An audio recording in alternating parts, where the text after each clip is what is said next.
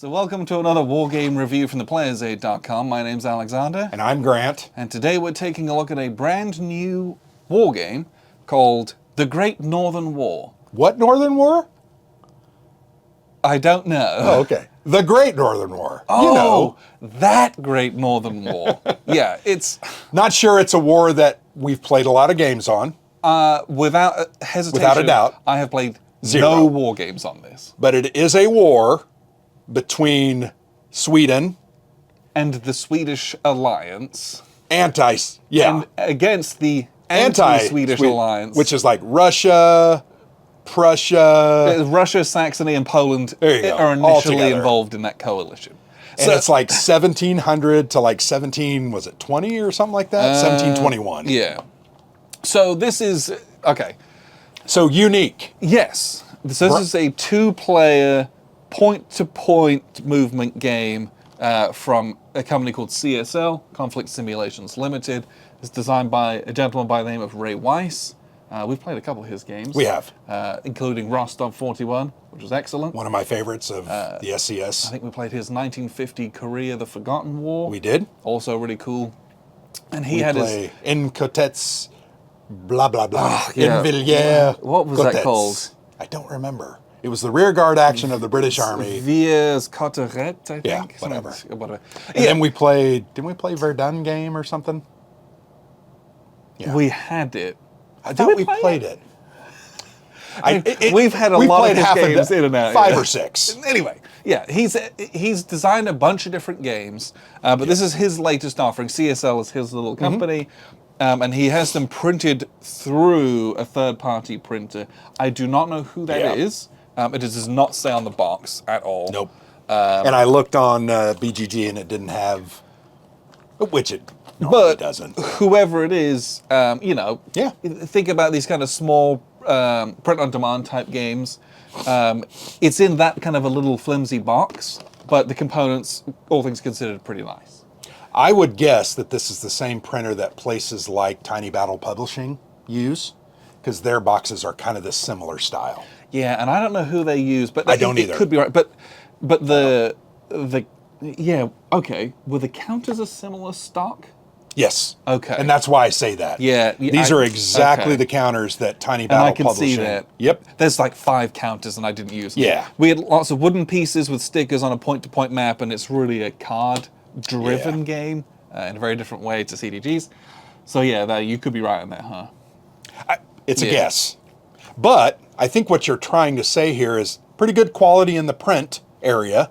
Yeah, some of those print-on-demand games you get have sometimes a bit fuzzy, or the components aren't as crisp, although that's getting better industry-wide. Yeah. But this one, like, yeah, the map is tiny. It's a It 8.5 is, by 11.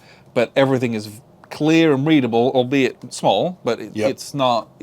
You know, some games get lost in that. Well, and I think the board also, it does exactly what you need it to do. Yeah. It's a point-to-point movement map with everything is generally very clear, although you did miss one connection between one of my areas and an area you were going to, and you're like, you can't move there because it's connected. Looking from this angle and a couple guys, and I even Just kind of moved them, but I didn't move them far enough to see it. So, and I pointed that out, and I'm like, whoo, saved me. Yeah, but you know, with some of these small games, that just sometimes people like poo-poo the printing quality of them. This one's pretty decent, all things considered. Well, and I thought the cards were really good stock. Yeah. Yes. I think we talked about. I'm okay with the background they used, but yeah, they maybe put this picture on it. Yeah. I don't know. But they're functional and they look good. And I liked the little kind of guys they had on them. Thought it was cool. You know, it's just kind of neat. When you play these small kind of print-on-demand style games, just understand that that's all you're getting. It can be a mixed bag.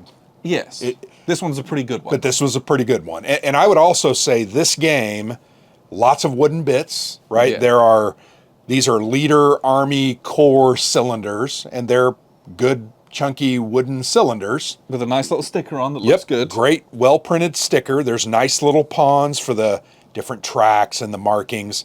These are depots. They're really flat cylinders. But I didn't expect to see that in a game like this. Yeah. Although you are going to pay for that.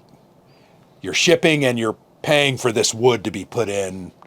Could have very easily been counters or something simpler, but the price therefore is a little bit higher because of that.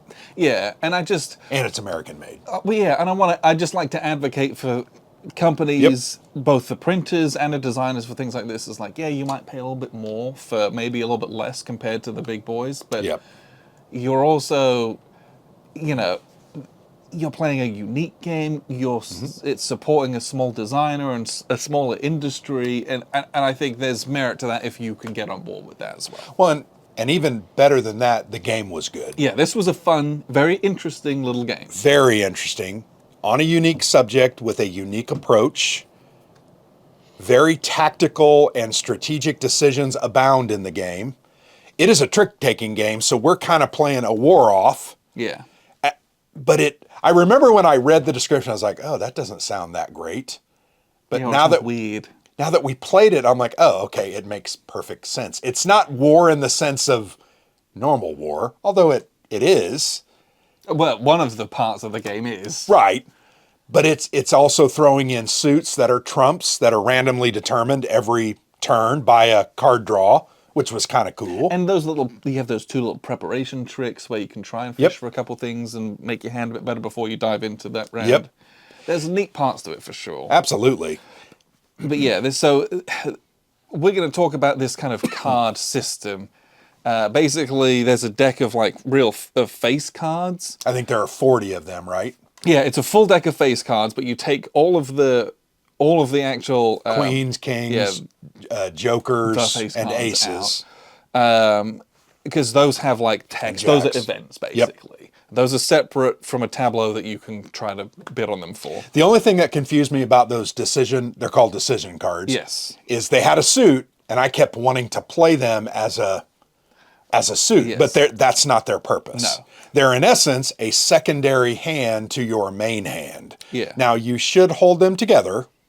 Yes. Because we found that I've got my 10 sitting here and I kept picking it up and it's like, okay, I know what you're going to play, Grant. The 10s act as 10s, but you get them, they're not initially later in the game. Deck. You have to kind of, get them. Go ahead and continue with the description of the card system. I'm going to have a hand of cards, you're going to have a hand of cards. The hand size is important and can be a victory condition, but basically, for every action that goes on in the game, I want to move. Well, we're going to play a little 2-card trick. Yep. I want to move. I'm going to play my little 9 of clubs. Oh. So you either have to throw some other card away or play a trump card from the trump suit, which again, we determined earlier.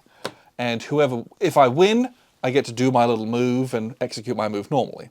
If I don't win, I execute my move normally, but my leader goes inactive and he can't then move again. One correction to what you said. If you win, you can move, but then you got to roll. Yeah, so you got to roll to determine whether you're inactive or not. The other way, if I defeat you, you're auto inactive, which is it's kind of cool. It's punitive, and I found it very hard to move. Movement is very unlikely you're going to move and then move again in the same round. But if I want to levy a leader, I play a card, you play a card. I play. Yep. If you win. I don't levy anyone. If I do win, I levy again. You're trying to bid on these decision cards, which are very strong. Very strong. And understanding their relative power to the situation of the game, very important. But I say, cool, we're going to bid on drafts because I want to win drafts. And that's important that you identify the one you're bidding on so that I can decide, okay, I really do care about that one. Yeah. Because some of them I was like, okay, go ahead and take drafts. I'm okay with that. I'm not going to fight you that much. I pick the card that I'm trying to bid on. Again, I play a card. I play a card. And every time you're playing these cards and these little tricks, you're refilling your hand from the draw deck. Once the draw deck runs out, the turn ends. The game is 6 turns long, and you have to take a certain... You're trying to win by controlling the most objective spaces. Yep. The Swedes start in a deficit, so the onus is on them to be aggressive. Right? Yep. Yeah. Yeah, I think it starts as 5 and 4. So they have to take one. It is very likely that more objectives will come into the game. Usually later in the game, but... Through other countries joining Denmark or... Prussia. Or Germany as well. Yeah. And so you have to be kind of cognizant of that, but a lot of those are on those decision cards. So you can really try to fight against that diplomacy of them joining the Anti-Swedish Alliance. But again, the more you're doing that, the less you're doing something movement else. and fighting. Yep. So there's lots of decisions to make about how and when and what to commit to, movement or fighting, or these decision cards, or there's a whole set of these discard actions where you're basically discarding cards and not replacing them. So you're reducing your hand size, which is bad, fewer choices. But not hastening the end of the round as well. Yeah, and those will allow you to kind of affect these diplomatic appeals tracks, or to play one of these decision cards that you have already picked up earlier in the game. Yep. So there's lots of different things that are going on doing that. The only real like time where it's war, where you play them simultaneously and reveal, is during combat, and then it's just a combat modifier. Yeah. So well, in essence, you each reveal a card. Its base value is your base combat value. Then you roll 2d6 and add any modifiers from your leaders, either offensively or defensively. And you're going to end up with a score anywhere from 8 to 10, all the way up to, I think, 23, 24. Yeah, we had some pretty big combats. And then you're going to compare, and the differential then goes to the field battle results table, which is printed on the back of the rulebook and is one of the downers of this game. It needed a play aid. You gotta get me a play aid. Because that should have been on it, plus the various actions and their requirements should have been on it. And they're different sub kind of sets, because there's basic actions, there's discard actions, and there's combat actions. Just give me that on a little play aid. Yeah, it would have been... You only need it the first 2 times you play, but then you figure it out. There. Yeah. But I thought the combat system was really good. I thought it worked. I thought there were some good strategic decisions. The other really important part is when you are in a fortress and I'm attacking you, which that happened all the time, right? There's a die symbol on those fortress objective areas that reminds you that the defender gets to re-roll the lowest die in their 2d6. Which is very strong and saved my bacon at least 3 or 4 times. Very powerful. Because how many times did you roll like a 3 and then a 2 or a 1? And I'm like, oh, okay, I'd have like a 6 and a 1, and I rolled a 1 into a 5 one time. And it was like brutal. But that's part of the game. There is some asymmetry in each of our makeup of our forces and those things. I get it. But I also like, if you're desperate, like if you really want to invest, you can get the mines card, which negates that fortress benefit. Or the reconnaissance card that allows you offensively to do that. In a field battle. And so you've got all these different things that you can commit to. And that's one of the things I really enjoyed about the game, is that it looks like this small little game, but every decision is really important. If only from like a resource standpoint. Like if I want to go really hard to get this card, you're giving up a lot of stuff on the board, or you're giving up a lot of cards out of your hand.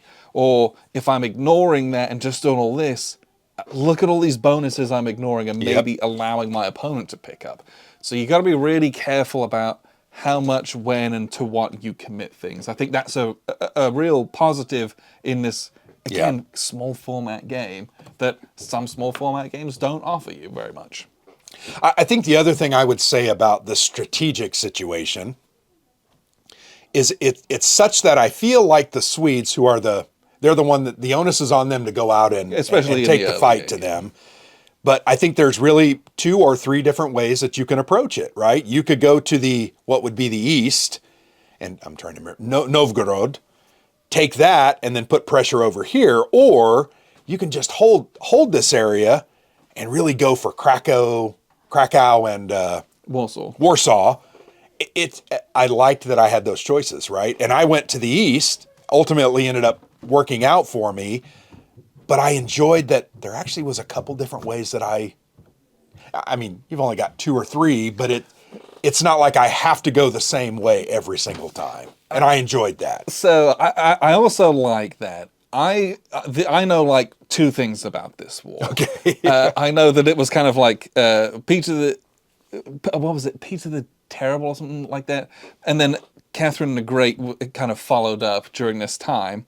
And that I think they did take Novgorod, but they didn't get any further. Because, and you look at the distance between Novgorod and Moscow. 3. And that is very tenuous. Yep. And like, that's why, like, historically they did not get further than that in this part of the war. And seeing it on the map and how far you have to go and how exposed you would have to leave yourself Yep. to try to take Moscow was neat to see. I'm like, oh, that's the only thing I know about that. Especially since the or the Swedish anti-league or whatever they call them. Anti-Swedish League. Yeah. You have like some pressure points in the middle. Yeah, if you stretch yourself this way, you're done. I can come up to the middle. That's interesting. And I would applaud Ray, the designer, because I'm sure he worked over these points and their connections numerous times, because it felt like there were a lot of times where I could make this decision or that decision, and one was better than the other for whatever was going on. But yeah, agreed. That was, and the other cool thing we didn't really even talk about was the depots, the concept of the depots. Being able to construct those to extend your supply was very, very needed and important. Not so much for you, but for me, as you take certain routes. Yeah, I just thought there was a lot to like here. I think the game tries to keep it simple, but make the choices tough. And I think I would say that it succeeds at that. Yeah. There was nothing that was crazy complicated. Most of the things in the game individually were pretty simple. Yeah. And then you kind of add them together and you've got some nice, cool, real strategic decisions to make, some tactical decisions to make. And the card game aspect of it, right? It's a trick-taking game. Yeah. So you're assessing your card hand of like, okay, how important is this action to bid on? Yep. And bidding defensively is a much stronger position, I think, than bidding offensively. It can be, and depending on what the situation is. Depending on what cards you have. Yep. And so, but like, oh, I commit this to it, and then, okay, well, I'll just throw a card away because I don't care that much, Yep. or that's way too rich for me. I'm not going to try to match that. That's silly. Because there's not like alternating rounds, like it's just those two cards. Yeah. And so I really liked that this brought into wargaming those same ways that you think about playing like regular card games. Sure. And because that's not something that happens very often in these. Yeah. Well, it's not a mechanic that is really suited that much for a war game. No. But I think in this instance, it actually works. And I do want to point this out, and Ray will tell you this. I think Ray had communications with Fred Serval. Yes. Fred designed Red Flag Over Paris and a Guest of Robin Hood, and his most recent game that he's working on with Phalanx, right, is A Very Civil Whist, which is the English Civil Wars. I don't remember which one, right? Is it the first or the second or the 25th? I believe it's the first. Okay. But it's a similar concept where you're doing some trick taking and then it's somewhat of a war game. I think this one's probably more of a war game because I know Ray tried, after working with Fred on that and communicating back and forth, and I think Fred was okay with him borrowing the concepts. But yeah, my understanding is that like the engine, the trick-taking engine, that's what he borrowed. Is taken from that. So you'll see that in A Very Civil Whist, but Ray was inspired by that and then released this first. So kind of funny in that way. Stella's Thunder, but it seems like permission. they had an understanding and permission, and I think that's cool because I think those are two young, good designers that are kind of collaborating, although they're working on different products. One thing I would also say about Ray, and I follow him on Facebook. Many people don't because I'm going to be honest. Ray is fairly political.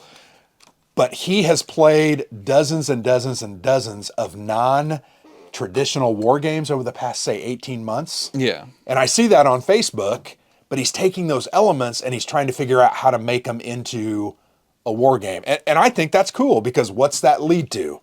Innovation. Yeah, something new, something interesting different. Situations, new mechanics, new ways of looking at things. And I love playing Hex Encounter. We love lining them up and rolling our dice. He's made those too. But something like this is unique, different, a breath of fresh air. Yeah. And I think we talked about this. This is something you're going to play a bunch. I think so. When you get this, you're gonna get kind of hooked on it, and then you're gonna be like, well, what if I tried this, or what if I really went for these cards, or I think you're gonna try those different strategies. Our first game was riddled with errors, right? Well, I think the first two turns we were total morons. Like you're just doing stuff that you're like. I don't know. By the end of the game, I was like, oh my gosh. Oh yeah. I knew what I was doing. Yep. So I think those first couple games give you stuff that leeway. You're gonna learn it.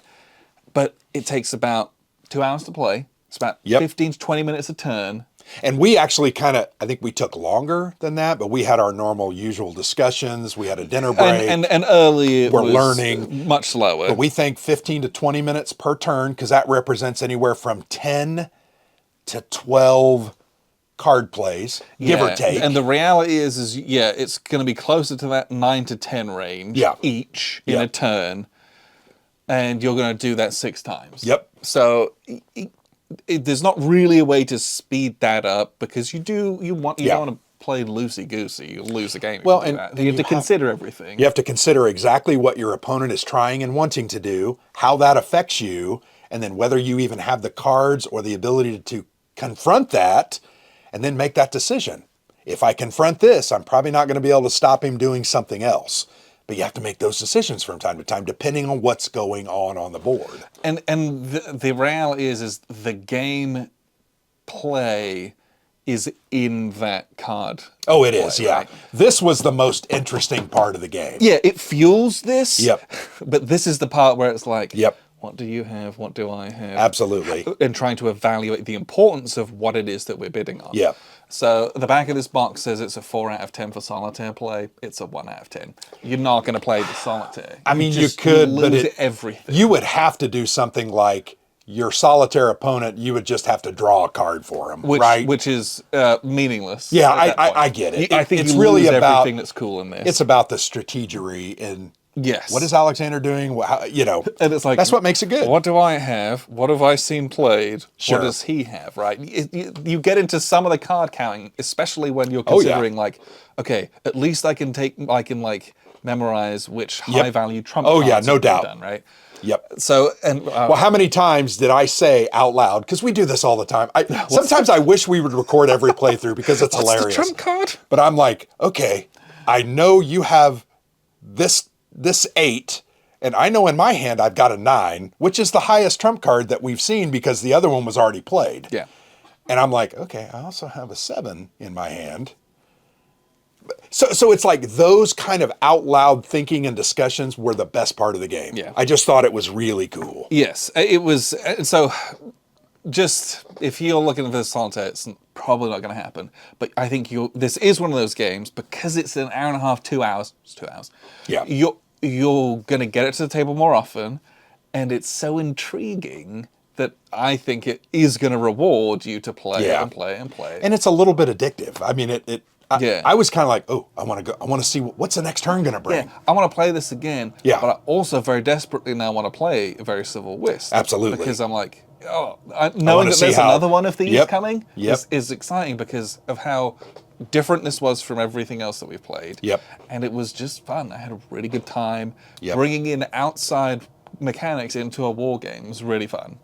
I would agree. I had a blast playing this, and I really think it's a very solid, well put together game. Yeah. I will very briefly show you how this works, and then we'll wrap up with some final thoughts. So here's a look at the map, and it is a very small map. These are standard size playing cards. Look, it's just this little, I think we decided it was like an 11 by 18-ish. It's probably more like 11 by 17 and a half, but this is kind of the entirety of the map. We kind of have Russia and Sweden going on here at the time, but you've also got like Germany, Prussia, Denmark, and Poland is down here as well, but it's not marked because they're going to start an alliance in Saxony as well. But it's a point-to-point movement map. This is kind of what it looks like at the end of the game. Normally you have a few kind of Swedish guys here at the beginning, and then there's a couple of the green Anti-Swedish Alliance. I'm going to just call them Russians. I know they're not, but it's just going to make this video a lot less confusing and repetitive. So I'm going to say the Russians and the Swedes. I know that's not what it is, but that's what we're going to go with. But basically, this is a trick-taking game. The tricks, you can play with these regular cards they give you. They're not regular, but it's face cards. You're going to play a trick, and based on the result of that, that's going to fuel how good the action is that you're going to take. So you're going to have a little hand of cards. The hand size is determined by this track and can be affected by certain cards and events that go on, and losing kind of your strongholds. If you lose a bunch of those, you lose your objective spaces, that hand size is going to deteriorate. So if you go on a losing streak, it will continue to get worse for you, basically. But you have a hand of cards, your opponent's going to have a hand of cards, and basically you have a little preparation phase where you're going to determine both what the trump is, and you get two chances to kind of change or alter your hand. So the first thing you do in a turn is you reveal a card. That is the trump for the entire turn. So if it's 6 turns, that was turn 6, let's say, which was turn 1. For the entirety of turn 1, which we have to go through the whole deck, we're going to have diamond as the trump. And we got a little marker to remind ourselves of that. I'm going to have a little look at my hand. This is a very strong hand, right? I've already got 3 trumps, and I've got 9, which is at the start of the game, the strongest one, and I've got an 8 and 2 9s in different suits. That's very strong. You'll notice, so in this deck, there's no face cards, oopsies, and there's no 10s. The 10s you accumulate by going up on this diplomatic appeals track. You can pick up a 10 that way, and then you can pick up another 10 by picking up spaces on the board. The Russian player is eligible to get the 2 red ones. The Swedish player is eligible to get the 2 black ones. They're going to pick up one here and the other one from taking Warsaw. When you get that, that goes into your hand. Doesn't count against your hand limit, but it's a big one you can use. So, what you're going to do is we're going to try to vie for this. And the opposition player is going to try to vie for this. Is a terrible hand. So, knowing that I'm probably not going to win this, what I'm going to try to do is I'm just going to try to replace some of these really bad cards in my hand. So I'm going to play this, because the Swedish player, let's say this is the Swedish player, great. They go first, so they're going to play this down, and then me as the Russian player in reaction, I'm going to try to beat that. And so now we get into the classic trick-taking decisions. Do I want to just beat him in the suit and win that? This is quite a high-value card, so maybe I don't. Or do I want to use a low trump, and effectively what I'm doing is I'm turning this low trump into a better trump, knowing that I will have the 2 best trumps in the entire kind of deck of cards for the whole hand. That's what I'm going to do. And you get to evaluate, what's strong in that. So these go away. Now, this is just that little preparation phase. I got to take what that is, so he knows that I have that, but he didn't win, so what he's going to do is he's just going to draw 1 off the top. And it's better than that 3 that we had, but it's not much better. So, and we're going to do that one more time. We're going to flip a card over, and whoever won the previous one goes first next time. Now, again, we have a very strong hand, so we can try to do this, but I don't want to win that. Unfortunately, it's going to be very difficult for me to lose this, but I'm going to try to lose this trick because I don't want to pick this up, but unfortunately this is really crappy, so I'm going to kind of have to. I don't think there's anything I can do to not. I could play a low trump, but he's just going to... And so there's no good way to do this because I have a decent hand. So we'll just, we'll get rid of our least good card. Maybe we'll just get rid of one of these. Maybe we'll get rid of the one that we just won. Well, that's not the one. We're going to get rid of this, so we're going to play that down. And then this player is going to be like, well, I don't want this either, so I'm going to just play a different one that's even worse. Great. So I'm going to win this, reluctantly so, and they're going to draw off the top. That was also not a great card either. So what we're now going to do is we're going to go through, and this is where I wish this game had a play aid, or a better one. It's got this stuff on the back of the book, with the kind of field battle explanations, but all of the actions and stuff are in here, and we're going to take turns taking actions and resolving them. So if I want to move guys, I'm going to play a card down. I'm going to play a card down and say, oh, I'm going to take a move action. The opposing player is going to look at their little hand of cards and say, cool, I'm going to play this to beat you. And what that means is we're going to replace the cards in our hand. But once again, once this is empty, the turn's over. So because I lost and I was trying to do a move, I'm going to take that move action and I'm going to move, and you've got, I think, 4 movement points. I'm going to go 1, 2. And then the guy who's on top of my stack, who's my commander, he's going to flip face down. So he's inactive. So what that means is, I believe, he can't move again, and that he would not be able to launch an attack. The guy underneath him could launch an attack, no big deal. Because you just flipped just the top guy, the most senior guy in the stack. So that was my turn. It's going to go to the opponent. The opponent's then going to say, I would like to try to rally a guy to get a new leader onto the board. What they're going to do is they're going to pick a little leader, say, I'd like to levy this guy, and they're going to play a card from their hand and say, okay, they're going to play a trump. You say, I would like to win this, basically. But at worst, if you want to win this and prevent me from levying this, I'm gonna fish your trumps out of your hand as well. And so I have to say to myself, do I care that he brings another guy on, or do I want to really prevent that? And I would say, I'm going to prevent that. That cancels this action. So he doesn't get to levy a guy, but again, we replace our cards. Again, once this is out, we're done. And so the Swedish player's turn is over. So go back to the Russian turn. Okay, cool.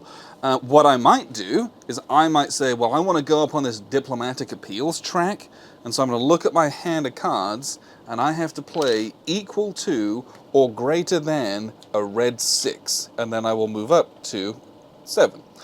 And I'm doing that because if I go up here and I can go up here, that enables me to pick up one of these fancy cards, the face cards, which are just like events, and it allows me to pick up, it makes the Prussia card available, which is very, very strong, and it unlocks Prussia and gives me an objective point, so I'm closer to winning the game. But this is not a trick-taking action. This is a discard action. So what I'm going to do is I'm going to play a card to do that, but I'm just discarding a card. So I'm just going to discard a card that I can't do. I have to do one. Ugh, gross. So I'm going to do this one here. It's a red 6 or higher, and I go from 6 to 7. But I don't replace that. So if you think about it, my temporary hand size is now smaller than it was for the rest of the turn. My permanent hand size, again, will be filled to this at the beginning of next turn, but I'm reducing my hand to do that. Now, my opponent might do a similar thing. Well, cool, I want to go up on that track. Well, they need to play a 7 that's either club or spades or higher. They can't. So that's not an action that they can take. Well, they might say, well, I want to launch an attack. So what they're going to do is when we launch an attack, we're going to look to see if we have any positive modifiers. And for attack, so these guys have little numbers on them. It's left to right, attack, defense, and command rating. So they don't have any attack bonuses, but they say, cool, I'm going to launch an attack. And so they're going to play their highest card, to which we're going to add 2d6, basically. So we're going to play this, and they don't know that I have an amazing hand, so I'm going to play this, because I don't want to waste a trump, but I want a high number. And in this instance, we're not playing a trick, we're playing war. So you kind of play them face to face and you reveal them simultaneously. So it's a 6 versus a 9, and we each roll 2d6, and we each add any modifiers that we have. So they have a 6, we're going to roll 2d6. We're going to add to that an 8, so we've got to 14, and we don't have any attack modifiers, so they have a 14. I have a 9, which is already a good starting spot. We're going to add to that 5, which is 14, which is equal, so I'm already going to win, but my leader has a +2 defensive modifier. So I'm going to get +2 to this, so it's 16 to 14, it's 14 to 16, if you're comparing it that way. And so for the attacker, it's a -2. So -3 through -2, you get an A1. So the attacker has to lose a guy. And he can either lose a guy, or he can retreat. So in this instance, that guy on top sucks anyway. So we're actually just going to lose a guy. We can try to rally him again later, but that's what we're going to do. You convert your losses into retreats, but if you retreat, you have to retreat the difference, which was 2. So you'd have to go back. They'd all go back 2 spaces, and we'd leave ourselves very vulnerable. We don't want to do that. Oh, they're in an objective space, so I don't think they would have to retreat. But that's not good. You don't want to do that. We're also going to refill our hand. No big deal. Again, we're going through this deck of cards, and it's already kind of nearly halfway done. We've only done a few things. So, but that's what this game is. It's going back and forth. You play tricks to move guys, or you know, and it's a case of I'm trying to move and keep active so that I can follow it up with an attack, right? I'm trying to move. Now I've got to do another trick to levy this guy back onto the board, because being able to have bodies to reduce like that is very important. Having just one guy in defense is not good. You want to have 2 or 3, where it's a really key point, basically. Trying to discard cards to go up on this track to allow you to get these events. And the events are really neat. Some of them are like attack modifiers, or some of them are like really strong, like historical game things. And you say, I want to get this reconnaissance, and I'm going to play this 8 of diamonds. And the opposition player's like, okay, I literally can't do anything to kind of beat that, so I unfortunately have to let you have that. But if you can beat them, you negate them from being able to pick that up. Great. It doesn't go anywhere. The opposition doesn't win it. It just stops it from happening. But that was a use of our cards. We're going to draw cards. The opposition's going to do something. Then I say, okay, I really want to try that again. I want to get this guy again. So now I'm going to play something really strong and go again. And so for some of these ones like Prussia or Stanislav, you're going to go real hard on some of these. But again, every time you commit to this and you don't win it, you're neglecting your tactical responsibilities, even though strategically these are very important. And it's knowing when to give up, when to stop, how much to commit to these resources versus these ones. It's a wonderful, thinky little game. You're going to play through 6 turns, and I was worried it would be a little bit like that was kind of a lot. But you go through this really quickly. You're probably going to do 8 or 9 things at most each turn, and it's like, move is one of those things. Attack is one of those things. Trying to pick these up is one of those things. You might do that 3 or 4 times, and that's half your turn gone. So that's kind of how the crux of the game works. Effectively, what you're trying to do is fight over these bannered objective points. The Swedes start with 4, and the Russians start with 5, I believe. They start with 1, 2, 3, 4, 5. More can come into the game, and it's really important for the Russians to do that.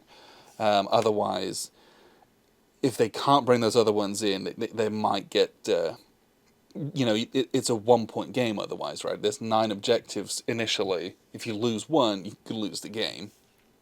If you can hold on to them all, though, you win the game. But if you can bring more on, it keeps the Swedes having to be aggressive. And again, the asymmetry in that's really neat. But that's how this game functions. What we'll do is we'll wrap up with a few final thoughts. So that was a look at the map. I had a really good time playing this. It's a fun. It's a little bitty game. Yeah. It's travel size. I think that's kind of cool. I really think that a lot of our wargaming followers, I think their spouses do occasionally play games with them. I think this is one the spouses, the partners would revel in. I think so too. If you can get them to a 2-hour game. Yep. If you can get them to do it. Yep. Because as we talk about, our wives play phase 10, which is a 40-minute game. Yeah. But it's like bam, bam, bam. If it's 30 minutes, Kelly's out. Yeah. So she might be out, but I think there's a lot of people who would sit down. Agreed. You could lie to them as a 90-minute game and get them that way. Because it's so punchy. Yeah. And because it's so strategically solid. Everyone's familiar with the trick-taking mechanics, so all you're learning is, I move my guys over here, Yep. and then we're going to play war and roll some dice. Yeah. Right? Like that's easy. I really also liked the combat mechanic. I thought that was fun. Yeah, Right? it was clean and neat. Yep, we simultaneously picked a card. We always knew they were going to be somewhere between 10s and 8s. I don't think I would ever attack if I had anything less than that, unless I was desperate. But that's also glorious, right? It is. It is. Like, I know that. Yep. And you know that about me. And so that's what we do. We've played a couple 10s and 9s each. Oh, yeah. So the combats are going to dry up real quick. Or the one person's got the last 9. Yeah. And you're like, ugh. But we kind of calculated it mentally. 2 to 3 attacks is about what you're going to get at the most. Because everything after that is so risky. Oh, yeah. Just so Well, risky. and if I lose, what was my guy's name again? Friedrich the 12th? No, Charles the 12th. Charles the 12th. And if you lose Peter, Yeah. game's over. Now, and that's, But they happen to be our best leaders. They have to have died in the combat. And then actually you have a died, death roll, yeah. which is difficult to do, but it is possible. It's a 1 or a 2, right? Yeah. Isn't it? But like, I did really like the combat results. Yeah, they were cool. And part of the reason why we talk about the combats were like 9s or 10s only is because if you lose by a wide margin, it's really bad. Well, you can't afford yeah. to play a combat card that's a 4 or a 5. Because you'll be Because dead. if they do have a 9 and they have a good Yeah. roll, you will be eviscerated. Yeah, it's based on a differential, right? And it's punishing. It is. I mean, anything that's 6 or higher, different. So if I'm a 18 and you're a 12, you're dead. And we had dead. one result where I died. Yep. I think you had 2 where you died. So I had one where I died outright And with then a DE. died- The other one was like a Retreat D2, death. and it was Yeah.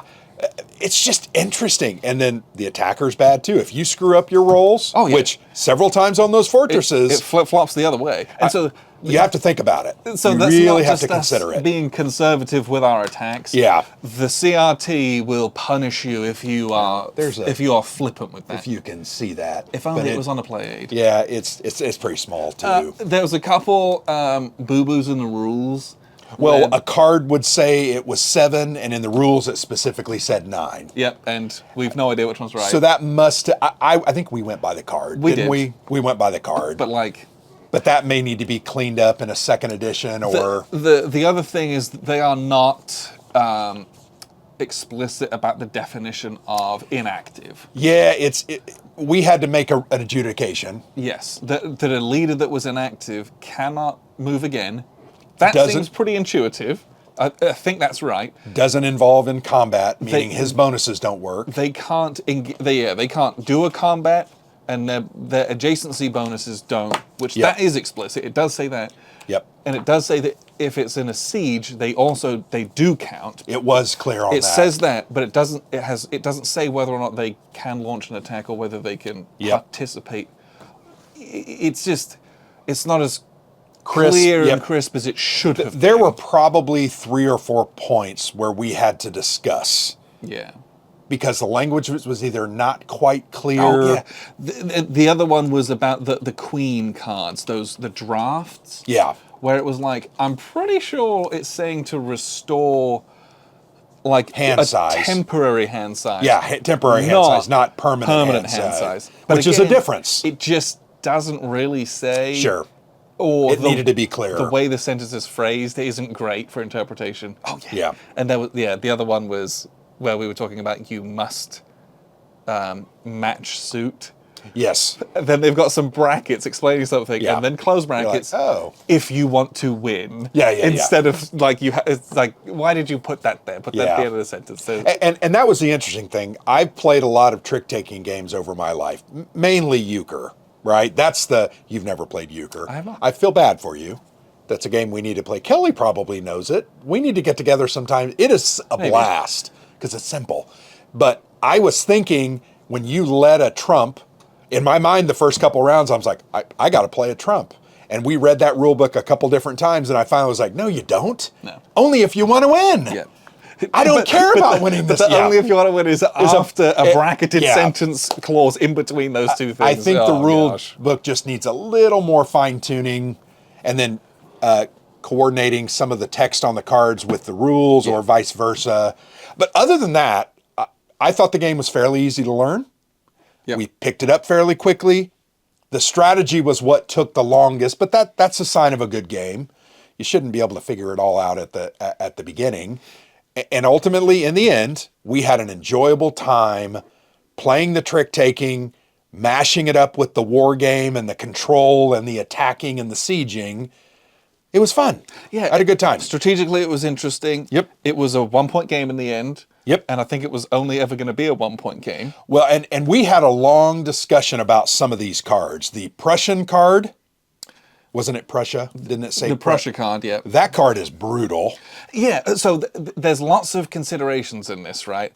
I have to be able, as the Anti-Swedish League, I've got to pick up that Denmark card, I've got to pick up that Prussia card, but then that's all I'm investing in to do that. And you spent actually quite a lot of effort the last 2 turns trying to get it. And that last hand of cards, I had a really bad hand of cards, and I could not get anything to do it. And so it also doesn't forget to be a game. Right. Those hands of cards, you're kind of at their mercy. Oh, yeah. You're cycling through those to try and get good cards, but then your time runs out for you to actually execute what you need to. Well, yeah. And I liked that. It was a game. And the Swedes had a similar kind of powerful card. It wasn't quite as good, but that was very powerful. It's very strong, but also if you are in a position to play, it's almost you've over. already won. I mean, and that's one of the things that I would like to try that strategy. Go for Krakow and Warsaw. Push it, get this damn card, and just make your guys melt away. And at that point, I would just concede. So you would fight to try to keep that out of my hand, just like I fought to try to keep Prussia out of your hand. But yeah, I had a good time. I would play this again in a heartbeat. Agreed, I would. I would definitely recommend this to others, particularly if you want something a little bit different. Yeah, and I think there is a lot of people out there who are going to like this. Yep. Because theme is really cool. Yep. And play was... it just sits in a really cool space that I think people are going to be intrigued by. I think it's really interesting. So yeah, Ray, you did a great job. Yep, I would agree with that. that. This is awesome. So the Great Northern War from CSL. One other comment we did buy this. Oh, sure, yes. We went on the site, we bought it. Legally, we have to say that. Well, we do. But I want people to understand that because, and I'll say it again, we've played Ray's games and actually enjoyed almost every single one of them. Yeah, and they're good games. he has a massive back catalog. He does. It would be almost impossible for us to play all of his games. Agreed. I don't know how he does it. Well, he's doing it full time, is in essence what he's doing. He's been doing it for a long time now. But Yep, but I bring that up because I think this company, this designer, his games are worthwhile investing and trying. And if you've not played a CSL game, do yourself a favor, get 1 or 2. He's got some huge North Africa game he's working on. He's got the Barbarossa. I think it's called Destroy All Monsters. Yes. And we have that one. We have not played it. And that's like 3 games. It's like 3 games. All the different, right? Army Group North, Army Group Center, Army Group South, but in a different box. He does some good things. We talked about Korea, the 1950 game, during our hidden movement or hidden information debrief video. And I was like, yeah, that game was amazing. It was really fun. I loved it. So anyway, I say that because I want to make sure people know I believe in this game and this designer and this company, and I've been buying their stuff, and I've really enjoyed, I think I've enjoyed everything we played of his. I have that marathon game that I still want to play, but I got to convince you. Yes. You have a negative lean towards Ancients, but I know you don't. But you do. But you don't. Yeah. So anyway, yeah, I want to play that marathon game because it's really cool looking. Anyway, I'll shut up. But yeah, the Great Northern War from CSL, very cool. Check it out if there's something you're interested in, but appreciate you very much for tuning in. I'm Alexander from thelasersaid.com. And I'm Grant.